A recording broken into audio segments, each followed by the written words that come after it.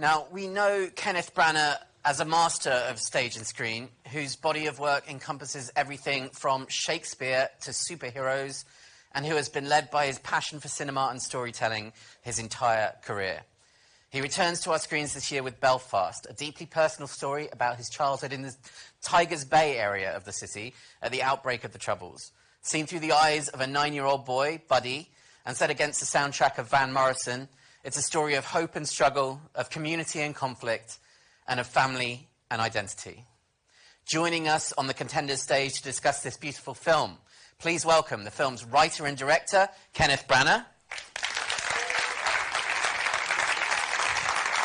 I'll put you right here, Ken. As Buddy, the film's young A-lister in the making, Jude Hill.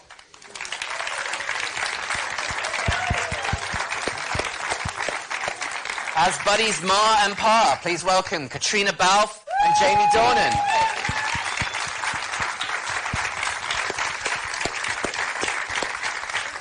And joining us virtually, the man that plays Buddy's grandfather in the film, please welcome the great Ciarán Hinds. There he is.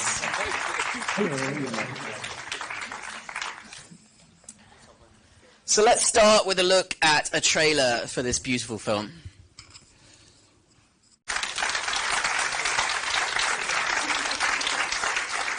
That's a wonderful trailer. Ken, you know, as I said in my intro, I think you've done your career, a good word for your career is disparate. You've made a huge variation of films. You've explored many different aspects of storytelling and Shakespeare and everything. It's just been extraordinary. But this is something completely new for you. And I wanted to ask, what prompted this examination at this time? Why did you want to tell the story of your youth now?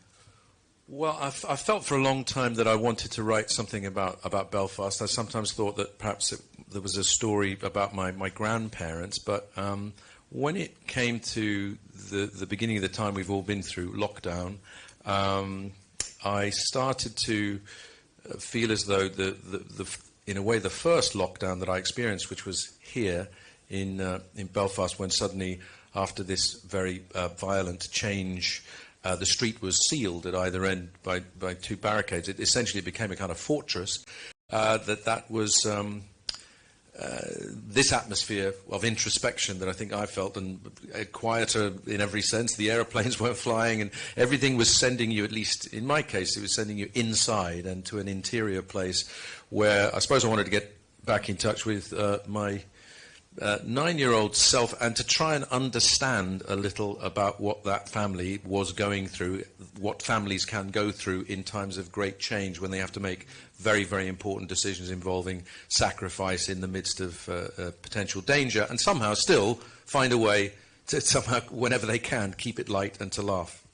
I wonder, was it an experience of kind of revelation for you digging into it? Because, I mean, you know, as you say, you were 9 when you left Belfast, and a 9-year-old sees what's going on from a very particular perspective.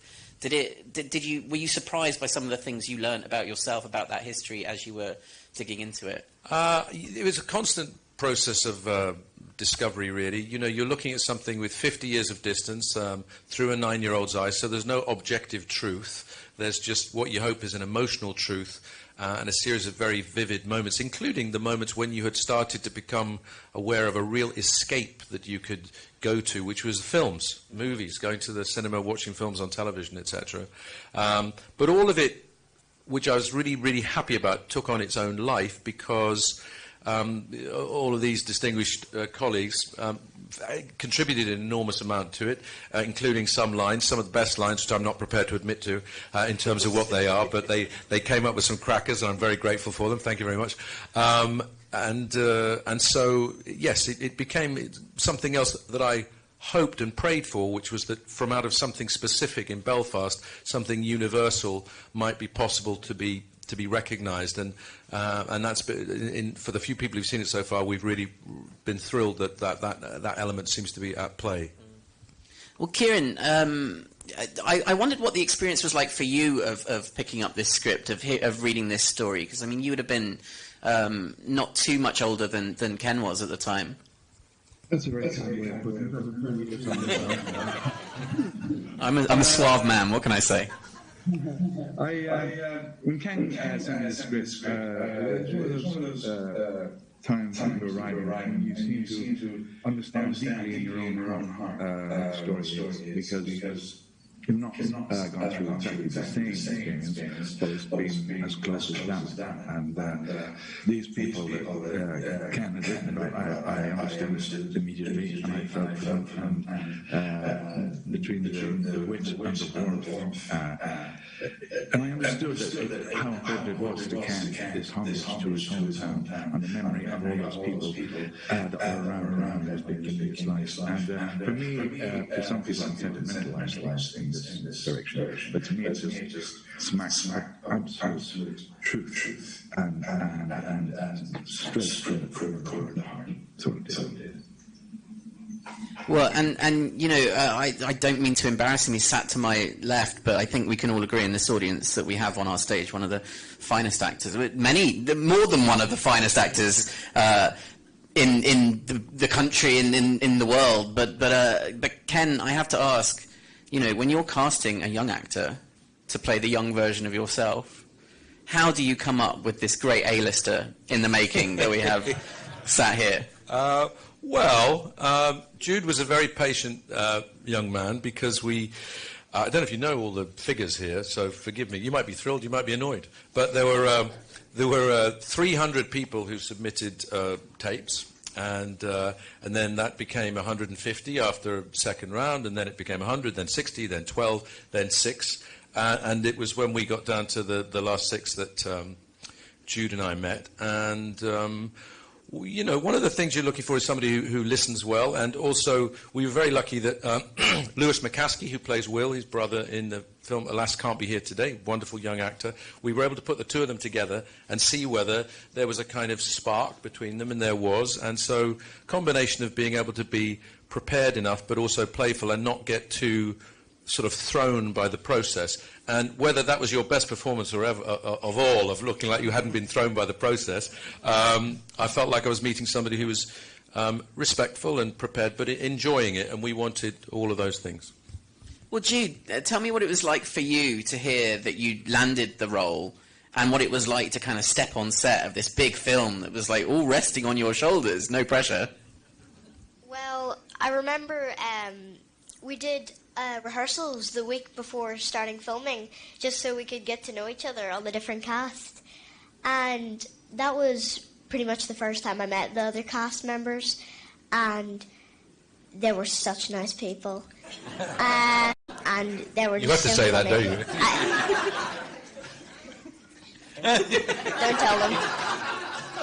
But they were really funny, and yeah, as soon as we met, I just felt like with every one of them that we were just like one big family by the end of it. And it was just really, really fun to film. Fantastic.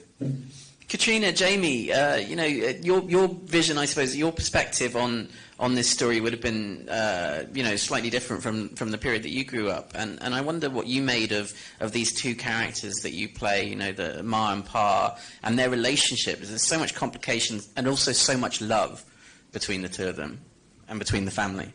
Yeah, well, one thing that was really apparent in the script was just how much compassion and empathy that Ken had for them and for their situation. And I think, for me anyway, you know, you read someone like Ma, and I just instantly felt like I understood her and I knew her, and there was such a, as you said, like she was very complex, because on one hand, she's so comfortable and she's so confident in her own surroundings, but there's such a deep fear of the unknown within her. And it was just that lovely kind of contradiction that was great to play with. But, you know, I think it was just, you understood what was at stake for them, and yeah, it was just interesting to play. Yeah, I mean, I'm from Belfast. I lasted a wee bit longer than Ken. I left when I was 19, but it had a real, very strong strain that runs through people from that part of the world, you know, and I you know, slightly biasedly think they're the best people in the world, and we all have resilience. Everyone, no matter what era you were born into that city, you have a resilience. You're born with. We certainly thinking you have a good sense of humour and often a dark sense of humour and understanding of finding humour in sort of lower moments and challenging moments. And again, all of that we recognised in people from there was on the page already, and we sprinkled a wee bit here and there where we had to, but so much of that work was done for us, and we just felt very comfortable with the characters very quickly. Well, and we're almost out of time, but Ken, I did want to ask one last question, which is, as you touched on earlier, there is an undercurrent of this young boy discovering cinema in the film and discovering the magic of the big screen. And what I love about those sequences is, the bright colour that we get in an otherwise black and white film. Tell me, just because we're coming out of the end of a crazy pandemic and we're finally re-emerging and we're getting to do things like this, tell me what that meant to you at the time. Just noticed your shoes, fantastic shoes. Dorothy shoes. Well, Dorothy. Well, that's my answer. Is that we colour in the films that I watched when I was a kid. Jamie and I think disagree about this. He says it was always sunny when he grew up in Belfast. It was always raining when I grew up. But so going to the pictures, seeing big widescreen saturated colour movies was really it was in the middle of the 60s. It was psychedelically sort of blowing my mind, as it were, and. When we came back to make this film, everybody had to test for 2 weeks before they arrived. They had to test every day that we shot. Every morning that we woke up and got all those tests and wondered whether we could continue was a sort of tense moment. And I guess what it contributed to was the first time back, we were one of the first films to go back, was that our love of cinema as a crew, as a group, our love of storytelling, our sense of the great privilege that we have in doing that was intense. I think we just enjoyed the bejesus out of it from... don't say that in front of anybody. So much, and I think that the love of images and also the love of the communal thing, it's great. I keep saying it. I've done it a few times in the last few weeks, but I haven't been in front of this many people for a long time. So, and maybe you feel the same way about being alongside people, but it's quite the thrill. It's quite the thrill, and so getting to make this film. Every step of the way has been a miracle. I see that trailer, I see all you here, I see us here, I see even the gorgeous Kieran virtually being miraculously there, and it's exciting. So the love of movies ran not only through the story of the film, but through our experience of making it. Absolutely, and this is a thing that we could sit here and talk about all day, but sadly we are out of time. Ladies and gentlemen, please join me in thanking Kenneth Branagh, Jude Hill, Caitriona Balfe, Jamie Dornan and Kieran Hines.